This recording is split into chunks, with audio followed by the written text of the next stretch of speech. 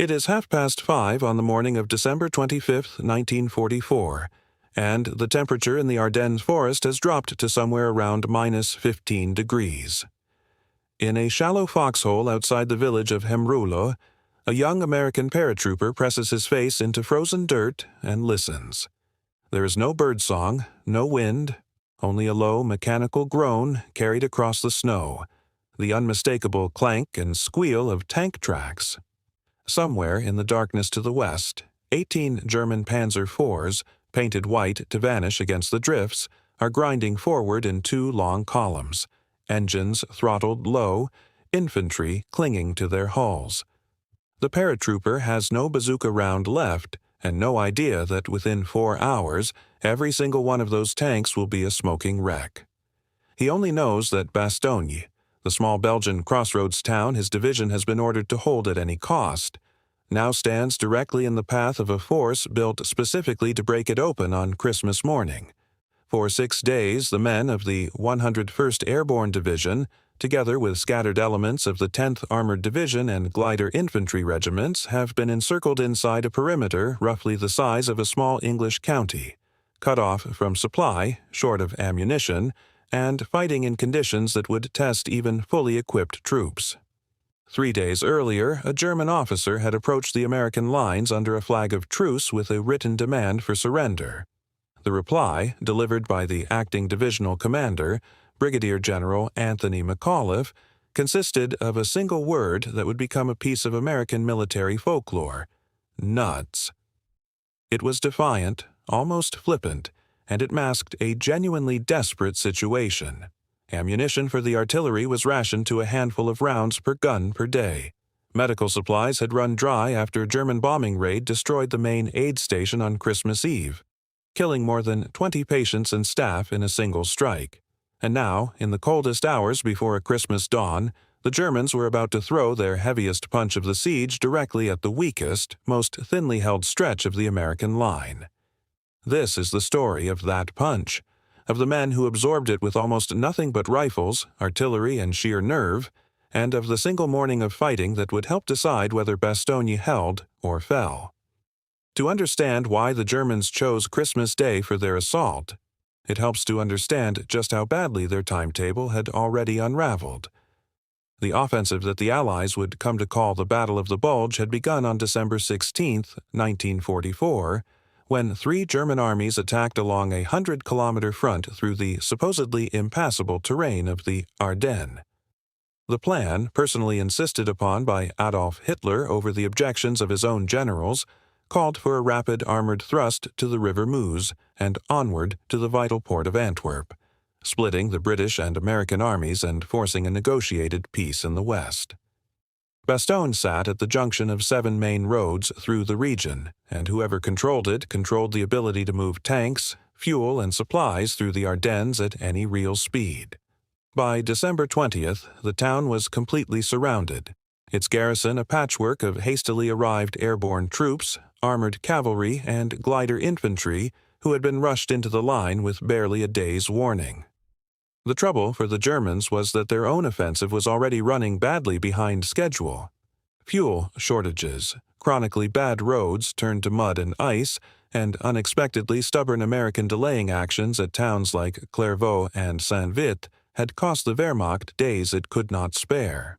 Worse, the weather that had grounded Allied aircraft for the offensive's first week began to clear around December 23rd, and the skies over Bastogne filled with American fighter bombers hunting anything that moved on the roads below. Every hour the siege continued cost the Germans dearly, both in casualties and in the increasingly narrow window before Allied air power and Patton's relieving Third Army, driving north from Luxembourg, could turn the encirclement into a trap. General Heinz Kokott, commanding the 26th Volksgrenadier Division around Bastogne, had orders that could not have been plainer. The town was to fall on December 25th. Hitler wanted a Christmas present. The garrison itself was a peculiar mixture of units that had never trained together and, in several cases, had never even met before the siege began.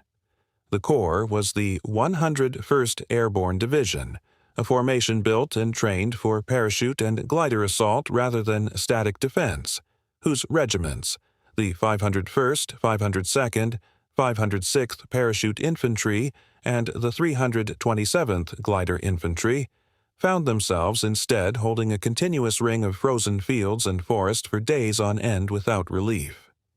Attached to them was Combat Command B of the 10th Armored Division.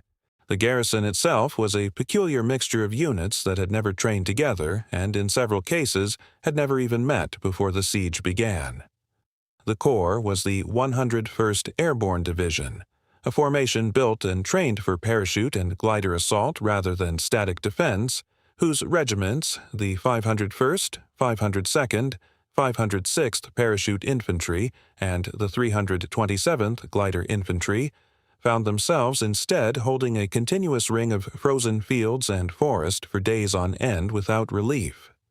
Attached to them was Combat Command B of the 10th Armored Division, whose Sherman tanks provided the only real mobile reserve inside the perimeter, and the 705th Tank Destroyer Battalion, equipped with the fast but lightly armored M18 Hellcat. None of these units had the numbers to hold a continuous front in the conventional sense. Instead, the perimeter was defended by a scattering of strongpoints, villages, and crossroads covered by artillery and connected by patrols, with wide, thinly held gaps between them that a determined night attack could, in theory, slip through undetected. It was exactly this kind of gap between the villages of Champs and Hemroulle on the western edge of the perimeter that Kokot and Mocha intended to exploit. To make it happen, Kokot was reinforced with a fresh unit, the 15th Panzer Grenadier Division, which had arrived from reserve only on Christmas Eve under the command of Colonel Wolfgang Mauke. Rather than attempt one grand assault on every side of the perimeter at once, which the Germans simply did not have the troops or fuel to sustain, the plan concentrated everything on a narrow stretch of the western line between two small farming villages, Champs and Hemroulle. It was, on paper, an economical and clever plan. In practice, it depended on total surprise, a swift armored breakthrough before daylight brought American fighter bombers overhead, and a defending force too thin and too exhausted to respond. None of those assumptions would survive contact with the paratroopers of the 502nd and 327th Regiments.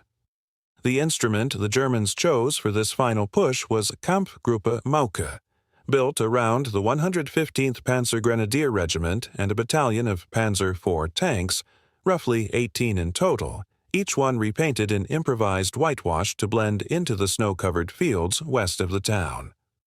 The Panzer IV was by December 1944 something of a veteran design, first fielded in 1939 and steadily up-armored and up-gunned through 5 years of war until it carried a long 75mm cannon capable of punching through most Allied armor at combat ranges. Each tank weighed around 25 tons, roughly the mass of 6 or 7 family cars stacked together, and its engine produced a low, distinctive rumble that carried for hundreds of meters across open, frozen ground on a still night. At 0300, the German artillery opened fire on Champs, a diversionary bombardment meant to draw American reserves away from the true point of attack. 2 hours later, under cover of darkness and with the tank's engines kept deliberately quiet, the main armored force began rolling east from its assembly area near Flamierge and Givry, aiming for a gap in the line held by 2 companies of the 1st Battalion, 327th Glider Infantry Regiment. What happened next has been pieced together from unit after action reports, veterans' accounts, and the U.S. Army's own official history, and while some details of individual tank kills remain impossible to verify with total precision, the broad shape of the fighting is well documented. The 18 tanks and their accompanying infantry drove straight through the thin glider infantry line, which had neither the numbers nor the anti-tank weapons to stop armor outright. Rather than fold, the American troops did something the Germans had not planned for. They let the tanks pass over and around their foxholes, then opened fire on the infantry following behind, separating the panzers from the men meant to protect them. It was a brutal, improvised piece of infantry tactics, born of desperation rather than doctrine, and it worked. The tank force, now unsupported by its own infantry, split roughly in two once it cleared the American front line, one column continuing east toward Bastogne itself, and a second, smaller group of 7 tanks wheeling north toward the village of Hemroulle and the headquarters of the 502nd Parachute Infantry Regiment, housed in the Rolle Chateau. Inside that chateau, Colonel Steve Chapuis found himself with almost no combat troops to hand. Nearly his entire regimental staff was already committed to the fighting further along the perimeter. When a young intelligence officer burst in to report 7 enemy tanks and accompanying infantry cresting the hill less than half a mile away, Chapuis and his subordinate, Lieutenant Colonel Cassidy, had to improvise a defense from whatever was in the building. Captain James Stone, the headquarters commandant, gathered cooks, clerks, radio operators, and chaplains and rushed them into hasty firing positions along the road. The regimental surgeon, Major Douglas Davidson, ran to the chateau stables that had been converted into a makeshift hospital, handed rifles to walking wounded, and led them out to join the line. It is one of those moments that sound almost too dramatic for a history book, and yet it is corroborated across multiple independent accounts. Clerks and chaplains and bandaged paratroopers, standing in open ground in the freezing dark, facing down German armor with rifles and improvised courage because there was, quite literally, nothing else available. If you are finding this interesting, a quick subscribe helps more than you know.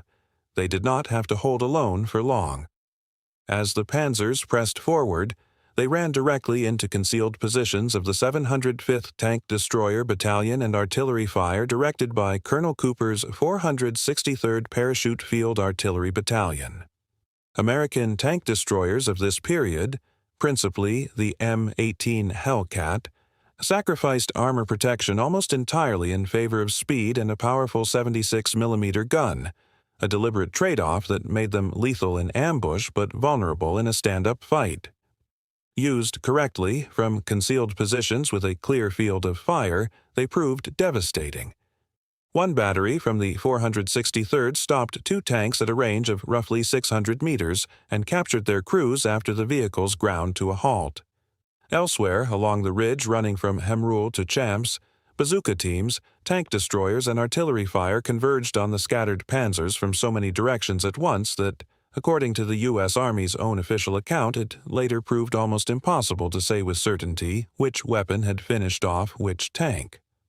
One vehicle, separated from the rest, pushed into the streets of Champs itself before being destroyed there by paratroopers of A Company, who had never relinquished the village despite hours of house-to-house fighting. Another, the 7th and last of the northern column, was found abandoned and captured intact near Hemroulle. It was later determined to be the very tank that had earlier knocked out 2 American tank destroyers. By roughly 9 o'clock that morning, the fighting around Rolle had effectively ended. Every single one of the 18 tanks committed to the assault had been destroyed, disabled, or captured. Elements of the 327th Glider Infantry, whose original positions had been overrun in the initial breakthrough, restored their line and took 92 German prisoners in the process. It was, by any measure, a comprehensive defeat for the attacking force, and it broke the last serious German attempt to take Bastogne by direct armored assault. Records of the German side of this action are considerably thinner than the American ones. Kokot's own after-action reporting survives only in fragments, and precise German casualty figures for the Christmas Day attack were never fully reconstructed, a common problem for a formation that was effectively wiped out in the space of a single morning. It is worth pausing to compare what happened at Bastogne with the wider pattern of German armored attacks during the Ardennes offensive, because the contrast is instructive. Further north, Kampfgruppe Peiper, spearheading the 1st SS Panzer Division with a far larger force of Tiger and Panther tanks, had enjoyed early success tearing through thin American positions before running out of fuel and being ground down over more than a week of fighting around Stoumont and L'Église. At Bastogne, by contrast, the Germans committed a comparatively modest force of Panzer IVs, a design already a full generation behind the newer Panther in armor and firepower, against a defense that, while desperately short of supplies, had the advantage of concealed, mutually supporting positions and a network of artillery observers who could call down fire with real precision. The Americans lacked the numbers and the heavy armor to fight the Germans tank for tank. What they had instead was terrain, preparation, and the tactical discipline to let armor overrun a position and then destroy the infantry that should have been protecting it. It is a pattern that recurs again and again in the history of anti-tank warfare. Armor, unsupported by infantry, however individually powerful, becomes extremely vulnerable in broken or wooded ground. The Germans understood this doctrine as well as anyone. On Christmas morning, chronic fuel shortages, exhaustion, and the sheer difficulty of coordinating a multi-battalion night attack meant that doctrine and execution came apart. The choice of weapon on the American side is equally revealing. The M18 Hellcat, the mainstay of the 705th Tank Destroyer Battalion, was in many respects an unusual gamble by American designers. Rather than match German armor plate for plate, its designers stripped weight away wherever possible, leaving a vehicle with barely more protection than an armored car, but a top speed of close to 90 kilometers an hour on a good road, faster than almost anything else on the battlefield, paired with a 76mm gun capable of killing a Panzer IV at normal combat ranges. The doctrine behind it depended entirely on using speed and concealment to strike first from ambush, since a Hellcat caught in the open by German armor firing back was in serious trouble. Around Hemroulle and Champs, dug into hedgerows and tree lines with a clear field of fire across open, snow-covered fields, the doctrine worked exactly as intended. It is a useful reminder that the outcome of an armored engagement rarely comes down to which side had the thicker steel. It comes down to which side saw the other first. German attempts elsewhere in the Ardennes to replicate this kind of concentrated, surprise armored thrust generally fared better where the terrain was more open and the defenders more thinly spread, which is precisely why Bastogne, ringed by defenders who had spent days digging in and registering artillery on every approach road, proved such an unforgiving place for a rushed Christmas Day assault to succeed. The material impact of the Christmas Day battle was significant in its own right. 18 tanks was a substantial fraction of the armor available to the entire German effort around Bastogne, but its psychological and strategic impact mattered more. It was the last major German attempt to break the perimeter by direct assault before the wider battle turned.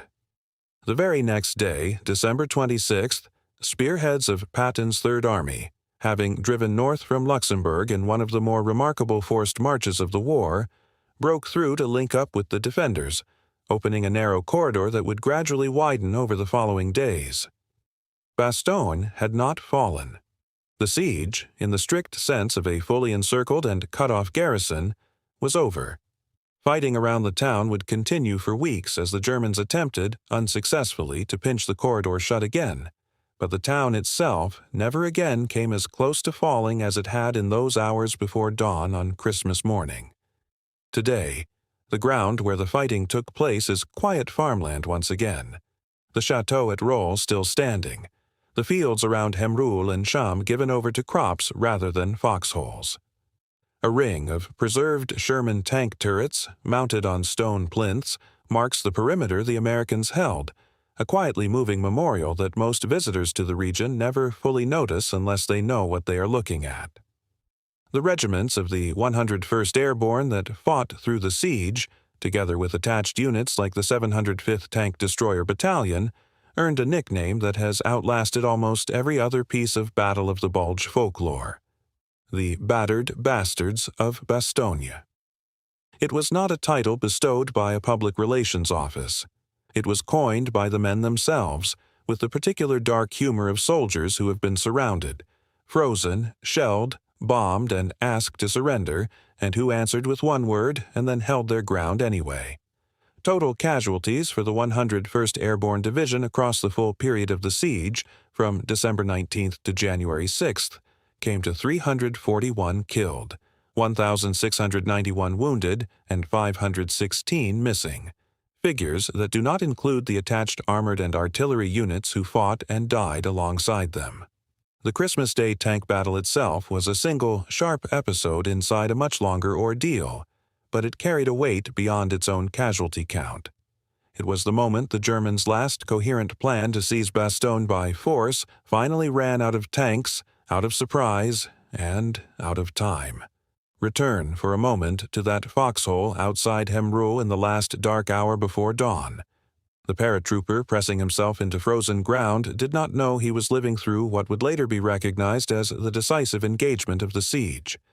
He knew only the cold, the sound of engines in the dark, and the fact that he had almost nothing left to fight with except his position and his nerve.